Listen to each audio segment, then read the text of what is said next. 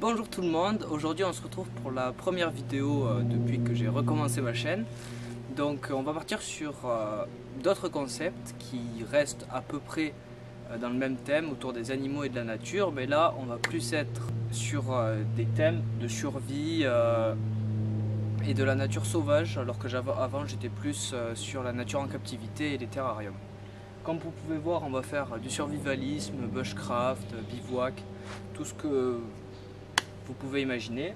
Et en même temps, on va associer une partie sur l'étude de la faune et de la flore qu'on va croiser tout au long de ces petits voyages. Donc le mieux pour comprendre, c'est de venir voir cette vidéo avec moi et je vais vous montrer un peu l'esprit de la chaîne.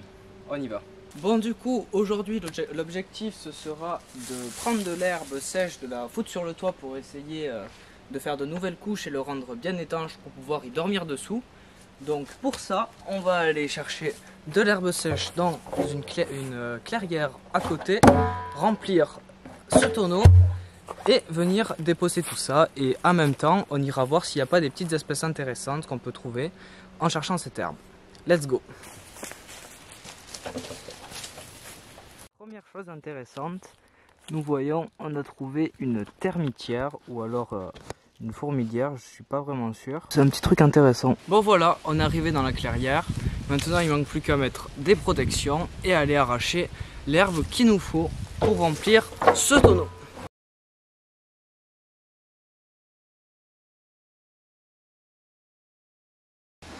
Alors la première trouvaille de la journée, c'est cette petite menthe religieuse. Et je l'ai trouvée en cherchant de l'herbe, je l'ai vue voler. Donc voilà, je vous fais une petite prise de vue. Elle est toute belle.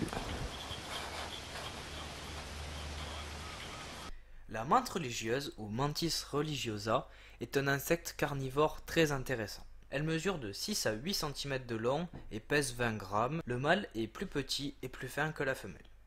Ce sont de très bons prédateurs. Ce sont les seuls insectes qui peuvent voir en 3 dimensions et qui ont une tête qui peut pivoter à 180 degrés pour repérer les proies le plus facilement possible. Elles ont aussi des pattes avant adaptées à la capture d'autres insectes avec des petites piques, je vous montrerai une image, et des réflexes très rapides qui sont même difficiles à voir à l'œil nu. En plus de ça, les menthes sont des psychopathes. Elles arrivent, elles chopent l'insecte qu'elles veulent bouffer et commencent à le dévorer même avant sa mort. Parce que les femelles ont tendance à dévorer le mâle après l'accouplement ou même pendant l'accouplement. Cet accouplement donnera lieu à une ponte d'environ 250 œufs. Ces insectes ont une espérance de vie entre 6 mois et 1 an environ. Ils sont présents un peu partout sur le globe. Il y en a en Europe, en Afrique, en Asie et en Amérique du Nord. Et ils aiment bien les lieux secs et chauds comme des herbes sèches, des buissons où ils peuvent quand même se cacher dedans. Vous pouvez en trouver juste en sortant dans des champs près de chez vous. Voilà. Sur ce, je retourne couper mon herbe.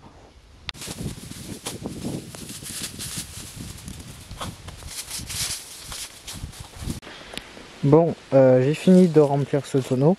Bon, il est rempli presque qu'à la moitié, hein, mais le but ce n'est pas de vous faire vivre chaque moment de la construction, c'est juste de vous montrer en gros comment ça marche et surtout de s'intéresser à la faune et à la flore. Une deuxième petite trouvaille, c'est un lézard vert. Je sais pas si vous le voyez au fond là-bas. J'ai du mal à faire une mise au point dessus.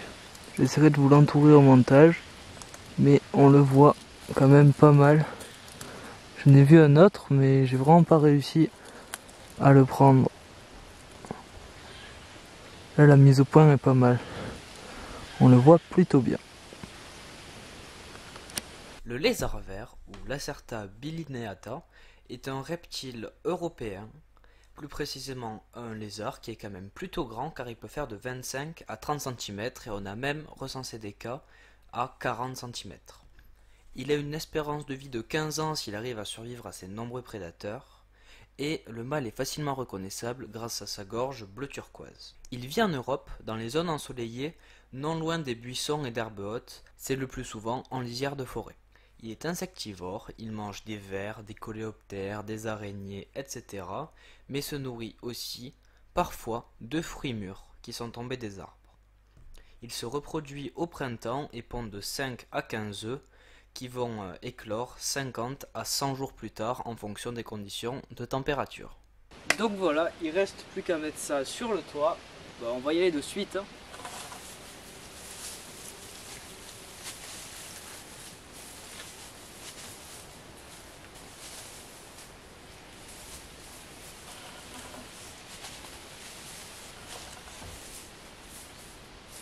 J'ai fini de faire le toit, on voit bien que le tonneau est bien vide.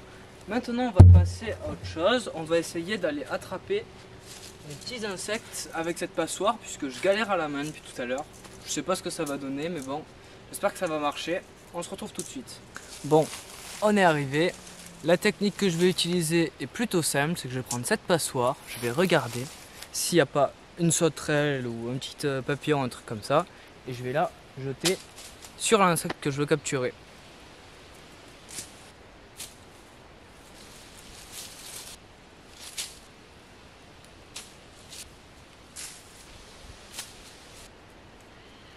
Je suis fier de vous annoncer qu'après de longues minutes de recherche et d'innombrables lancers loupés, j'ai réussi à vous sortir une petite sauterelle, une jolie petite sauterelle verte. Voilà notre petite sauterelle. Elle est plutôt jolie. Ah ben on n'a plus de sauterelle, c'est bon, c'est fini. La sauterelle qui vient de sauter de ma main est une grande sauterelle verte, autrement appelée Techigonia viridissima. C'est une sauterelle qui mesure environ 3 cm, qui est insectivore, qui peut manger des larves ou des chenilles par exemple. Avant le développement des insecticides, cette espèce était très utilisée pour combattre l'invasion des dorifores, un parasite de la pomme de terre. Elle est capable de voler mais que sur des courtes distances, donc on peut plus comparer ça à des grands sauts. Attention parce que si on l'enferme dans notre main ou si on n'a pas un comportement adapté, elle peut mordre et c'est assez douloureux, même si c'est pas vraiment dangereux. Elle est trouvable en Europe jusqu'à la Mongolie. Elle a à peu près le même habitat que la menthe religieuse. Elle habite dans un climat chaud et sec et va se cacher dans les hautes herbes ou dans les buissons. Bon voilà, je suis de retour au camp. Je pense qu'on va arrêter la vidéo pour aujourd'hui. Je sais pas du tout combien de temps elle va rendre, du coup je sais pas si ça va être une vidéo plus courte ou plus longue que d'habitude. Je vais essayer de faire des formats en dessous de 10 minutes parce que c'est bien, c'est amusant, et si je fais des vidéos trop longues, soit ça va être trop long à tourner, soit la vidéo sera pas assez dynamique. J'espère que ça vous a plu, je sais pas trop ce qu'elle va rendre. C'est plutôt une vidéo pour vous montrer l'aspect général de la chaîne. Il y aura des vidéos plus axées survivalisme, des vidéos plus axées nature, des vidéos bricolage, faire des petits trucs, pêche peut-être, sûrement, et aussi du maintien en captivité d'animaux, puisque j'en ai chez moi quand même, ceux qui étaient déjà là sur mon ancienne chaîne. Je mettrai sûrement ça un jour ou l'autre sur ma chaîne. Donc voilà, c'était une vidéo générale, sans but particulier, je ne m'enferme pas dans un format.